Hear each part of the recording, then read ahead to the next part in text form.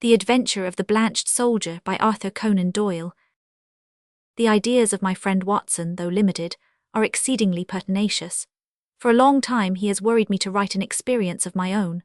Perhaps I have rather invited this persecution, since I have often had occasion to point out to him how superficial are his own accounts, and to accuse him of pandering to popular taste, instead of confining himself rigidly to facts and figures. "Try it yourself, Holmes," he has retorted, and I am compelled to admit that, having taken my pen in my hand, I do begin to realize that the matter must be presented in such a way as may interest the reader.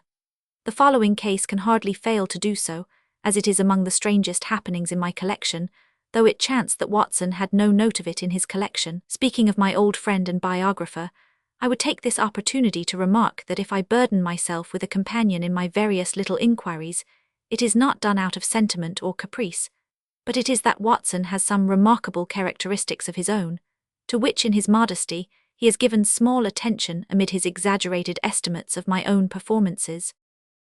A confederate who foresees your conclusions and course of action is always dangerous, but one to whom each development comes as a perpetual surprise, and to whom the future is always a closed book, is indeed an ideal helpmate. I find from my notebook that it was in January 1903, just after the conclusion of the Boer War, that I had my visit from Mr. James M. Dodd, a big, fresh, sunburned, upstanding Briton. The good Watson had at that time deserted me for a wife, the only selfish action which I can recall in our association. I was alone. It is my habit to sit with my back to the window and to place my visitors in the opposite chair, where the light falls full upon them. Mr. James M. Dodd seemed somewhat at a loss how to begin the interview. I did not attempt to help him, for his silence gave me more time for observation. I have found it wise to impress clients with a sense of power, and so I gave him some of my conclusions. "From South Africa, sir, I perceive." "Yes, sir," he answered with some surprise. "Imperial yeomanry, I fancy." "Exactly." "Middlesex Corps, no doubt." "That is so, Mr. Holmes, you are a wizard." I smiled at his bewildered expression. When a gentleman of virile appearance enters my room with such tan upon his face as an English sun could never give, and with his handkerchief in his sleeve instead of in his pocket, it is not difficult to place him. You wear a short beard, which shows that you are not a regular. You have the cut of a riding man. As to Middlesex, your card has already shown me that you are a stockbroker from Throgmorton Street. What other regiment would you join? You see everything. I see no more than you, but I have trained myself to notice what I see. However, Mr. Dodd, it was not to discuss the science of observation that you called upon me this morning. What has been happening at Tuxbury Old Park? Mr. Holmes. My dear sir, there is no mystery. Your letter came with that heading, and as you fixed this appointment in very pressing terms, it was clear that something sudden and important had occurred. Yes, indeed, but the letter was written in the afternoon, and a good deal has happened since then. If Colonel Emsworth had not kicked me out. Kicked you out? Well, that was what it amounted to. He is a hard nail, is Colonel Emsworth, the greatest martinet in the army in his day, and it was a day of rough language too. I couldn't have stuck the colonel if it had not been for Godfrey's sake. I lit my pipe and leaned back in my chair. Perhaps you will explain what you are talking about. My client grinned mischievously. I had got into the way of supposing that you knew everything without being told, said he. But I will give you the facts, and I hope to God that you will be able to tell me what they mean. I've been awake all night puzzling my brain, and the more I think the more incredible does it become. When I joined up in January 1901, just 2 years ago, young Godfrey Emsworth had joined the same squadron. He was Colonel Emsworth's only son, Emsworth the Crimean VC, and he had the fighting blood in him, so it is no wonder he volunteered. There was not a finer lad in the regiment. We formed a friendship, the sort of friendship which can only be made when one lives the same life and shares the same joys and sorrows. He was my mate, and that means a good deal in the army. We took the rough and the smooth together for a year of hard fighting. Then he was hit with a bullet from an elephant gun in the action near Diamond Hill outside Pretoria. I got one letter from the hospital at Cape Town and one from Southampton. Since then not a word, not one word, Mr. Holmes, for 6 months and more, and he my closest pal.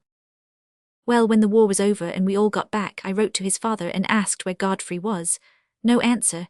I waited a bit and then I wrote again. This time I had a reply, short and gruff. Godfrey had gone on a voyage round the world, and it was not likely that he would be back for a year. That was all.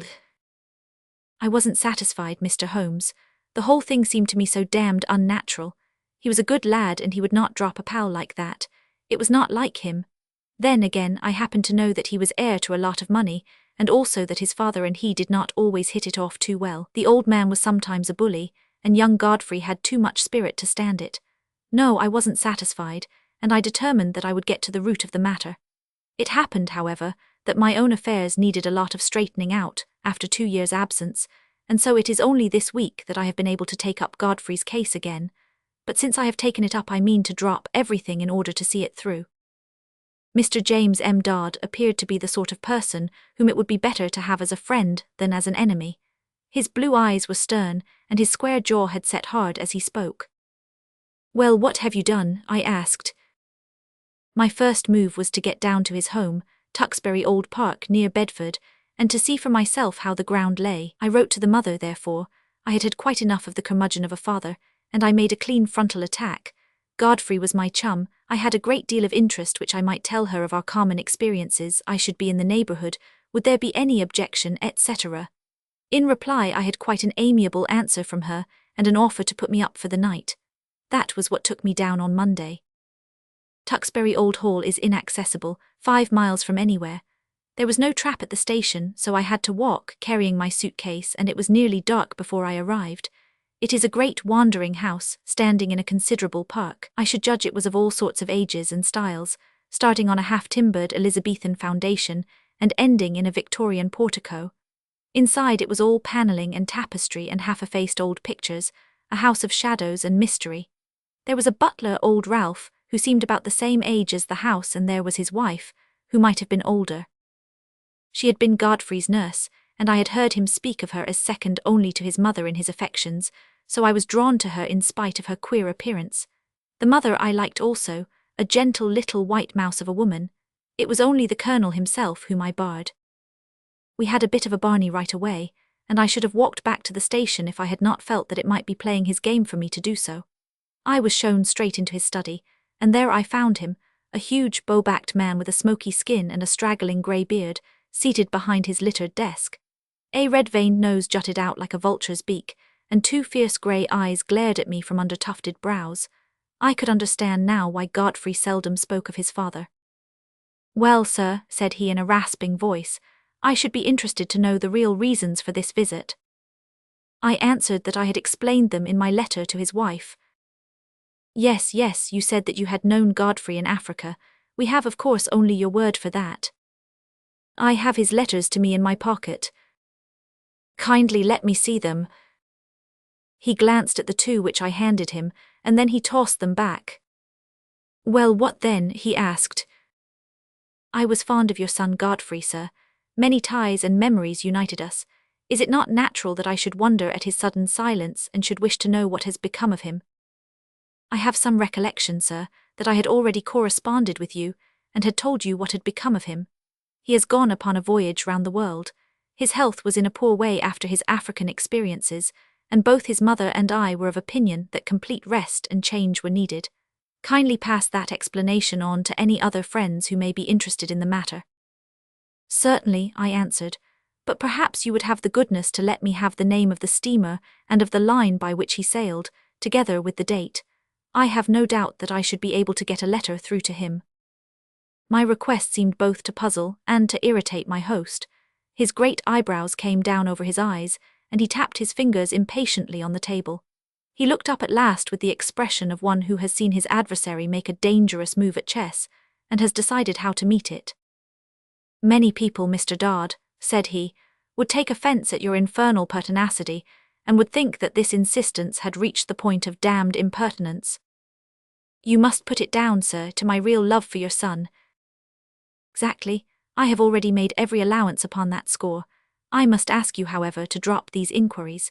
Every family has its own inner knowledge and its own motives, which cannot always be made clear to outsiders, however well-intentioned. My wife is anxious to hear something of Godfrey's past which you are in a position to tell her, but I would ask you to let the present and the future alone. Such inquiries serve no useful purpose, sir, and place us in a delicate and difficult position. So I came to a dead end, Mr. Holmes. There was no getting past it. I could only pretend to accept the situation and register a vow inwardly that I would never rest until my friend's fate had been cleared up. It was a dull evening. We dined quietly, the three of us, in a gloomy, faded old room. The lady questioned me eagerly about her son, but the old man seemed morose and depressed. I was so bored by the whole proceeding that I made an excuse as soon as I decently could, and retired to my bedroom. It was a large, bare room on the ground floor, as gloomy as the rest of the house, but after a year of sleeping upon the veldt, Mr. Holmes, one is not too particular about one's quarters. I opened the curtains and looked out into the garden, remarking that it was a fine night with a bright half-moon. Then I sat down by the roaring fire with the lamp on a table beside me, and endeavoured to distract my mind with a novel. I was interrupted, however, by Ralph, the old butler, who came in with a fresh supply of coals. "I thought you might run short in the night time, sir. It is bitter weather and these rooms are cold." He hesitated before leaving the room, and when I looked round he was standing facing me with a wistful look upon his wrinkled face. "Beg your pardon, sir, but I could not help hearing what you said of young Master Godfrey at dinner. You know, sir, that my wife nursed him, and so I may say I am his foster father. It's natural we should take an interest, and you say he carried himself well, sir." "There was no braver man in the regiment. He pulled me out once from under the rifles of the Boers, or maybe I should not be here." The old butler rubbed his skinny hands. "Yes, sir, yes, that is Master Godfrey all over. He was always courageous. There's not a tree in the park, sir, that he has not climbed. Nothing would stop him. He was a fine boy, and oh, sir, he was a fine man." I sprang to my feet. "Look here," I cried. "You say he was, you speak as if he were dead. What is all this mystery? What has become of Godfrey Emsworth?" I gripped the old man by the shoulder, but he shrank away. "I don't know what you mean, sir. Ask the master about Master Godfrey, he knows. It is not for me to interfere." He was leaving the room, but I held his arm. "Listen," I said. "You are going to answer one question before you leave if I have to hold you all night. Is Godfrey dead?" He could not face my eyes. He was like a man hypnotized. The answer was dragged from his lips. It was a terrible and unexpected one. "I wish to God he was," he cried, and tearing himself free he dashed from the room. You will think, Mr. Holmes, that I returned to my chair in no very happy state of mind. The old man's words seemed to me to bear only one interpretation. Clearly my poor friend had become involved in some criminal, or, at the least, disreputable, transaction which touched the family honour. That stern old man had sent his son away and hidden him from the world lest some scandal should come to light. Godfrey was a reckless fellow. He was easily influenced by those around him. No doubt he had fallen into bad hands and been misled to his ruin. It was a piteous business if it was indeed so, but even now it was my duty to hunt him out and see if I could aid him. I was anxiously pondering the matter when I looked up, and there was Godfrey Emsworth standing before me. My client had paused as one in deep emotion. "Pray continue," I said. "Your problem presents some very unusual features." He was outside the window, Mr. Holmes, with his face pressed against the glass. I have told you that I looked out at the night. When I did so, I left the curtains partly open. His figure was framed in this gap. The window came down to the ground and I could see the whole length of it, but it was his face which held my gaze. He was deadly pale. Never have I seen a man so white. I reckon ghosts may look like that, but his eyes met mine, and they were the eyes of a living man. He sprang back when he saw that I was looking at him, and he vanished into the darkness. There was something shocking about the man, Mr. Holmes. It wasn't merely that ghastly face glimmering as white as cheese in the darkness. It was more subtle than that, something slinking, something furtive, something guilty, something very unlike the frank, manly lad that I had known.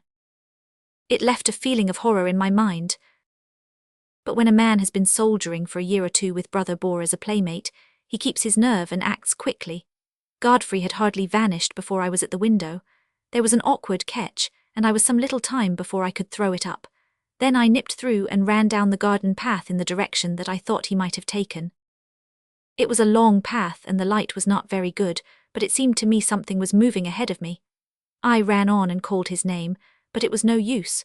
When I got to the end of the path, there were several others branching in different directions to various outhouses. I stood hesitating, and as I did so I heard distinctly the sound of a closing door. It was not behind me in the house but ahead of me, somewhere in the darkness. That was enough, Mr. Holmes, to assure me that what I had seen was not a vision. Godfrey had run away from me and he had shut a door behind him. Of that I was certain. There was nothing more I could do, and I spent an uneasy night turning the matter over in my mind and trying to find some theory which would cover the facts. Next day I found the Colonel rather more conciliatory, and as his wife remarked that there were some places of interest in the neighbourhood, it gave me an opening to ask whether my presence for one more night would incommode them. A somewhat grudging acquiescence from the old man gave me a clear day in which to make my observations. I was already perfectly convinced that Godfrey was in hiding somewhere near, but where and why remained to be solved. The house was so large and so rambling that a regiment might be hid away in it and no one the wiser. If the secret lay there, it was difficult for me to penetrate it, but the door which I had heard close was certainly not in the house. I must explore the garden and see what I could find. There was no difficulty in the way, for the old people were busy in their own fashion and left me to my own devices. There were several small outhouses, but at the end of the garden there was a detached building of some size, large enough for a gardener's or a gamekeeper's residence. Could this be the place whence the sound of that shutting door had come? I approached it in a careless fashion, as though I were strolling aimlessly round the grounds. As I did so, a small, brisk, bearded man in a black coat and bowler hat, not at all the gardener type, came out of the door. To my surprise, he locked it after him and put the key in his pocket. Then he looked at me with some surprise on his face. "Are you a visitor here?" he asked. I explained that I was, and that I was a friend of Godfrey's. "What a pity that he should be away on his travels, for he would have so liked to see me," I continued. "Quite so, exactly," said he with a rather guilty air. "No doubt you will renew your visit at some more propitious time." He passed on, but when I turned I observed that he was standing watching me, half concealed by the laurels at the far end of the garden. I had a good look at the little house as I passed it, but the windows were heavily curtained, and so far as one could see it was empty. I might spoil my own game, and even be ordered off the premises if I were too audacious, for I was still conscious that I was being watched. Therefore, I strolled back to the house and waited for night before I went on with my inquiry. When all was dark and quiet, I slipped out of my window and made my way as silently as possible to the mysterious lodge. I have said that it was heavily curtained, but now I found that the windows were shuttered as well. Some light, however, was breaking through one of them, so I concentrated my attention upon this. I was in luck, for the curtain had not been quite closed, and there was a crack in the shutter so that I could see the inside of the room. It was a cheery place enough, a bright lamp and a blazing fire. Opposite to me was seated the little man whom I had seen in the morning. He was smoking a pipe and reading a paper. "What paper?" I asked. My client seemed annoyed at the interruption of his narrative. "Can it matter?" he asked. "It is most essential." I really took no notice. "Possibly you observed whether it was a broad-leafed paper, or of that smaller type, which one associates with weeklies." Now that you mention it, it was not large. It might have been the Spectator. However, I had little thought to spare upon such details, for a second man was seated with his back to the window, and I could swear that this second man was Godfrey. I could not see his face, but I knew the familiar slope of his shoulders. He was leaning upon his elbow in an attitude of great melancholy, his body turned towards the fire.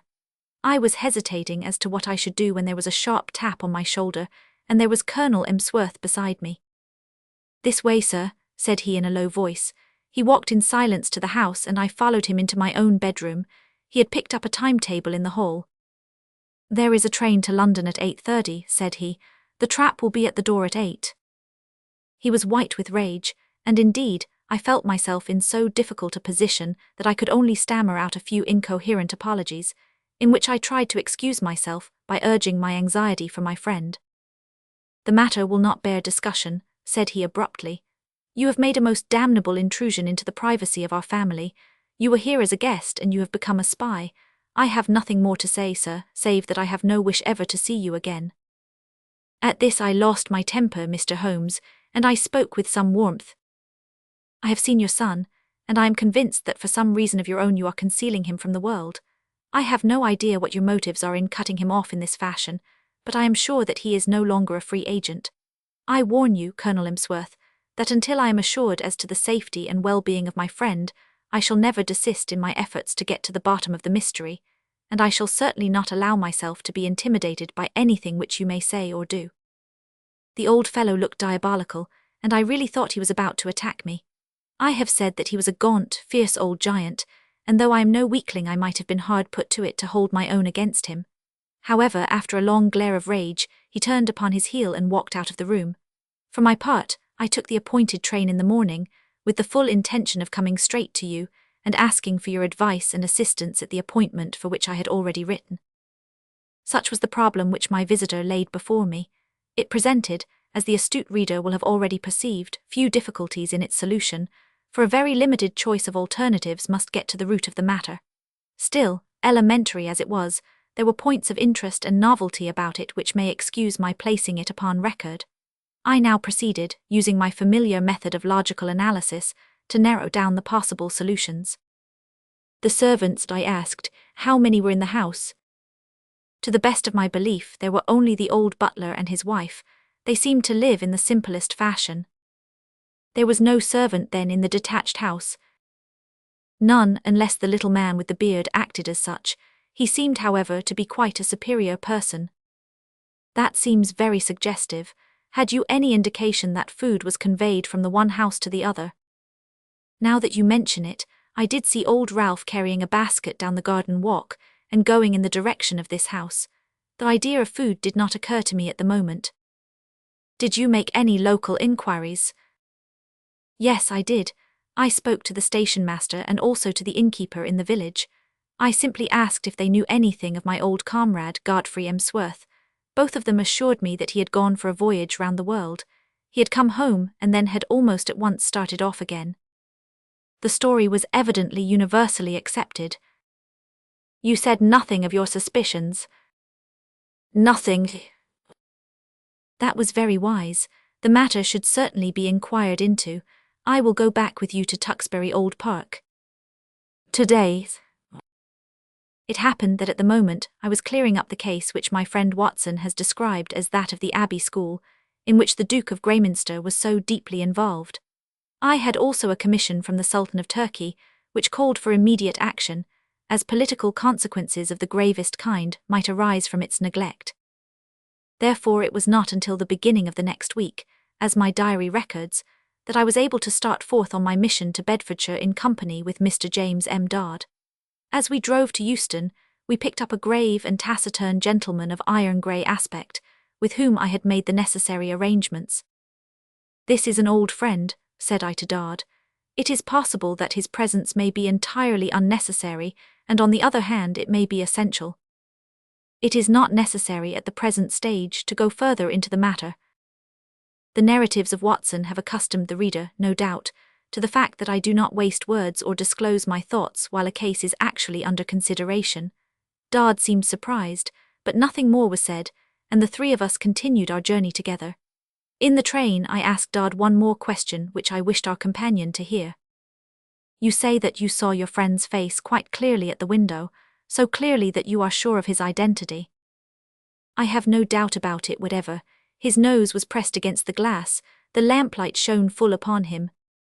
It could not have been someone resembling him." No, it was he." "But you say he was changed?" "Only in colour. His face was, how shall I describe it?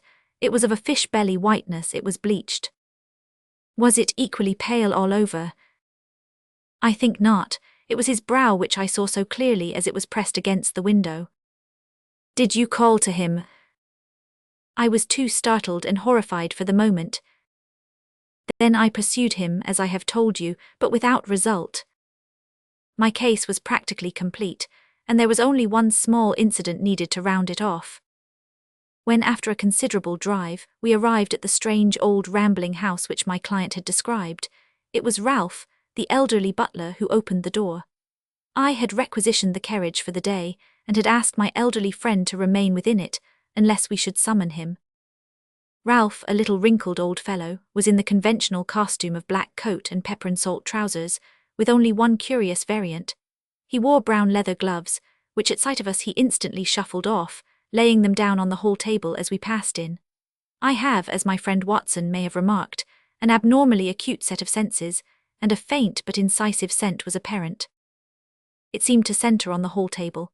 I turned, placed my hat there, knocked it off, stooped to pick it up, and contrived to bring my nose within a foot of the gloves. Yes, it was undoubtedly from them that the curious tarry odour was oozing. I passed on into the study with my case complete. Alas, that I should have to show my hand so when I tell my own story. It was by concealing such links in the chain that Watson was enabled to produce his meretricious finales. Colonel Emsworth was not in his room, but he came quickly enough on receipt of Ralph's message. We heard his quick, heavy step in the passage. The door was flung open and he rushed in with bristling beard and twisted features, as terrible an old man as ever I have seen. He held our cards in his hand, and he tore them up and stamped on the fragments. Have I not told you, you infernal busybody, that you are warned off the premises? Never dare to show your damned face here again. If you enter again without my leave, I shall be within my rights if I use violence. I'll shoot you, sir, by God I will. As to you, sir, turning upon me, I extend the same warning to you. I am familiar with your ignoble profession, but you must take your reputed talents to some other field. There is no opening for them here. I cannot leave here, said my client firmly, until I hear from Godfrey's own lips that he is under no restraint. Our involuntary host rang the bell. Ralph, he said, telephone down to the county police and ask the inspector to send up 2 constables. Tell him there are burglars in the house. One moment, said I. You must be aware, Mr. Dodd, that Colonel Emsworth is within his rights, and that we have no legal status within his house. On the other hand, he should recognize that your action is prompted entirely by solicitude for his son. I venture to hope that, if I were allowed to have 5 minutes' conversation with Colonel Emsworth, I could certainly alter his view of the matter. I am not so easily altered, said the old soldier. Ralph, do what I have told you. What the devil are you waiting for? Ring up the police. Nothing of the sort, I said, putting my back to the door. Any police interference would bring about the very catastrophe which you dread. I took out my notebook and scribbled one word upon a loose sheet. That, said I, as I handed it to Colonel Emsworth, is what has brought us here. He stared at the writing with a face from which every expression save amazement had vanished. How do you know? He gasped, sitting down heavily in his chair. It is my business to know things, that is my trade. He sat in deep thought, his gaunt hand tugging at his straggling beard. Then he made a gesture of resignation. Well, if you wish to see Godfrey, you shall. It is no doing of mine, but you have forced my hand. Ralph, tell Mr. Godfrey and Mr. Kent that in 5 minutes we shall be with them. At the end of that time, we passed down the garden path and found ourselves in front of the mystery house at the end. A small bearded man stood at the door with a look of considerable astonishment upon his face. This is very sudden, Colonel Emsworth, said he. This will disarrange all our plans. I can't help it, Mr. Kent. Our hands have been forced. Can Mr. Godfrey see us? Yes, he is waiting inside.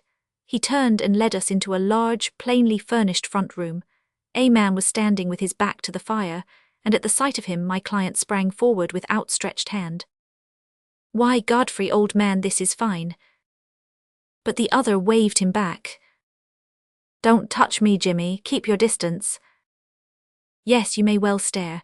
I don't quite look the smart Lance Corporal Emsworth of B Squadron, do I? His appearance was certainly extraordinary. One could see that he had indeed been a handsome man with clear-cut features, sunburned by an African sun, but mottled in patches over this darker surface were curious whitish patches which had bleached his skin.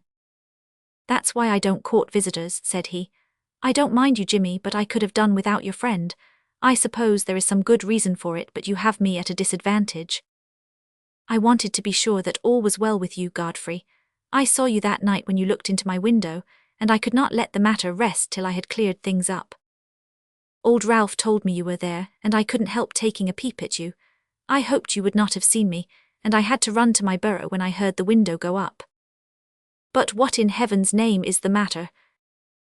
Well, it's not a long story to tell, said he, lighting a cigarette. You remember that morning fight at Buffelsprout outside Pretoria on the Eastern Railway line? You heard I was hit. Yes, I heard that, but I never got particulars. 3 of us got separated from the others. It was very broken country, you may remember. There was Simpson, the fellow we called Baldy Simpson, and Anderson, and we were clearing Brother Boar, but he lay low and got the 3 of us. The other 2 were killed. I got an elephant bullet through my shoulder. I stuck on to my horse, however, and he galloped several miles before I fainted and rolled off the saddle.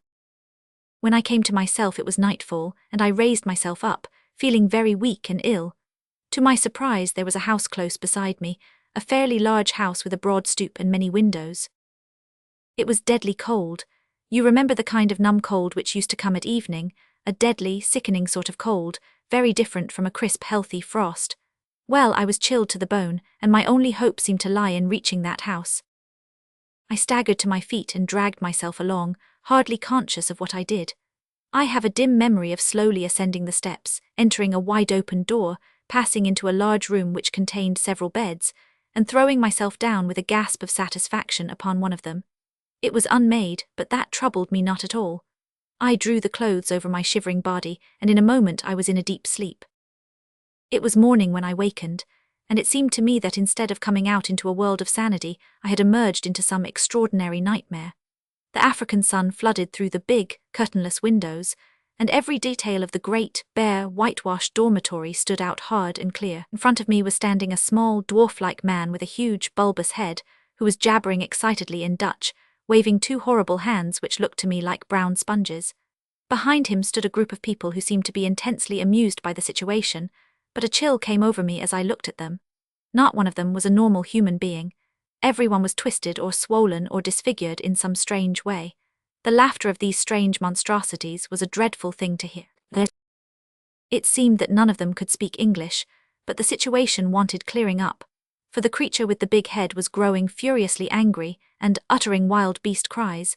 He had laid his deformed hands upon me and was dragging me out of bed, regardless of the fresh flow of blood from my wound. The little monster was as strong as a bull, and I don't know what he might have done to me had not an elderly man who was clearly in authority been attracted to the room by the hubbub. He said a few stern words in Dutch and my persecutor shrank away. Then he turned upon me, gazing at me in the utmost amazement. "How in the world did you come here?" he asked in amazement. "Wait a bit, I see that you are tired out and that wounded shoulder of yours wants looking after. I am a doctor and I'll soon have you tied up. But man alive, you are in far greater danger here than ever you were on the battlefield. You are in the leper hospital and you have slept in a leper's bed." Need I tell you more, Jimmy? It seems that in view of the approaching battle all these poor creatures had been evacuated the day before. Then, as the British advanced, they had been brought back by this, their medical superintendent, who assured me that, though he believed he was immune to the disease, he would nonetheless never have dared to do what I had done. He put me in a private room, treated me kindly, and within a week or so I was removed to the General Hospital at Pretoria. So there you have my tragedy. I hoped against hope, but it was not until I had reached home that the terrible signs which you see upon my face told me that I had not escaped. What was I to do? I was in this lonely house. We had 2 servants whom we could utterly trust. There was a house where I could live. Under pledge of secrecy, Mr. Kent, who is a surgeon, was prepared to stay with me. It seemed simple enough on those lines. The alternative was a dreadful one, segregation for life among strangers with never a hope of release. But absolute secrecy was necessary, or even in this quiet countryside there would have been an outcry, and I should have been dragged to my horrible doom. Even you, Jimmy, even you had to be kept in the dark. Why my father has relented I cannot imagine. Colonel Emsworth pointed to me. "This is the gentleman who forced my hand." He unfolded the scrap of paper on which I had written the word leprosy. It seemed to me that if he knew so much as that it was safer that he should know all. "And so it was," said I, "who knows but good may come of it. I understand that only Mr. Kent has seen the patient.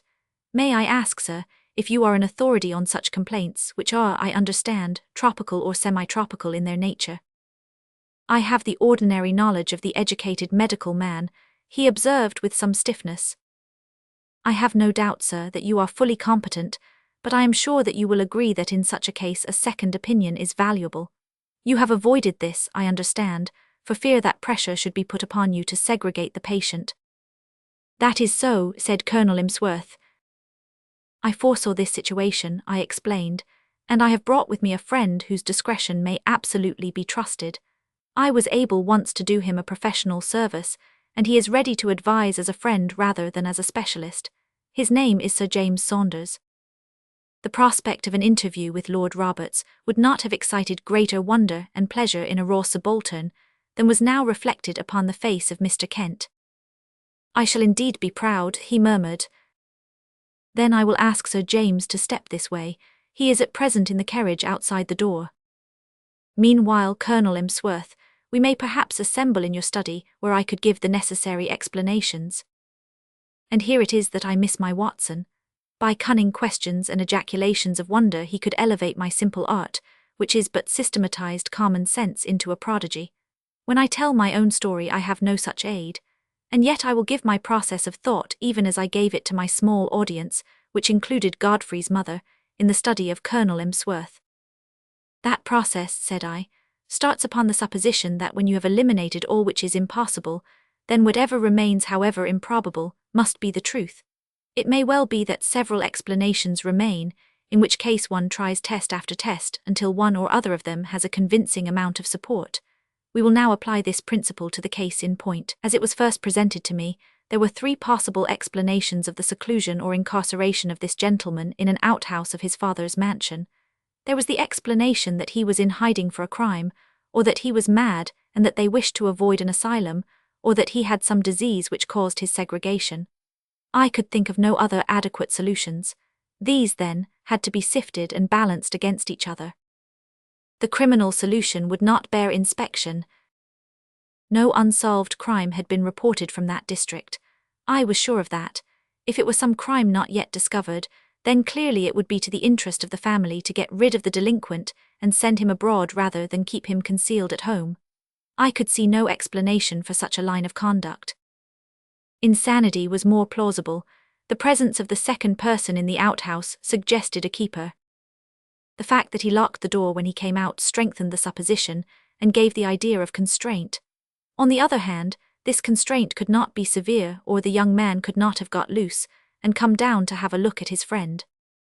You will remember, Mr. Dodd, that I felt round for points, asking you, for example, about the paper which Mr. Kent was reading. Had it been the Lancet or the British Medical Journal it would have helped me. It is not illegal, however, to keep a lunatic upon private premises so long as there is a qualified person in attendance and that the authorities have been duly notified. Why, then, all this desperate desire for secrecy? Once again I could not get the theory to fit the facts. There remained the third possibility, into which, rare and unlikely as it was, everything seemed to fit. Leprosy is not uncommon in South Africa. By some extraordinary chance this youth might have contracted it. His people would be placed in a very dreadful position, since they would desire to save him from segregation. Great secrecy would be needed to prevent rumors from getting about and subsequent interference by the authorities. A devoted medical man, if sufficiently paid, would easily be found to take charge of the sufferer. There would be no reason why the latter should not be allowed freedom after dark. Bleaching of the skin is a common result of the disease. The case was a strong one, so strong that I determined to act as if it were actually proved. When on arriving here I noticed that Ralph, who carries out the meals, had gloves which are impregnated with disinfectants. My last doubts were removed. A single word showed you, sir, that your secret was discovered, and if I wrote rather than said it, it was to prove to you that my discretion was to be trusted. I was finishing this little analysis of the case when the door was opened, and the austere figure of the great dermatologist was ushered in. But for once his sphinx-like features had relaxed, and there was a warm humanity in his eyes. He strode up to Colonel Emsworth and shook him by the hand. "It is often my lot to bring ill tidings and seldom good," said he. "This occasion is the more welcome. It is not leprosy." "What?" "A well-marked case of pseudoleprosy or ichthyosis, a scale-like affection of the skin, unsightly, obstinate, but possibly curable, and certainly non-infective. Yes, Mr. Holmes, the coincidence is a remarkable one. But is it coincidence? Are there not subtle forces at work of which we know little? Are we assured that the apprehension, from which this young man has no doubt suffered terribly since his exposure to its contagion, may not produce a physical effect which simulates that which it fears? At any rate, I pledge my professional reputation, but the lady has fainted. I think that Mr. Kent had better be with her until she recovers from this joyous shock."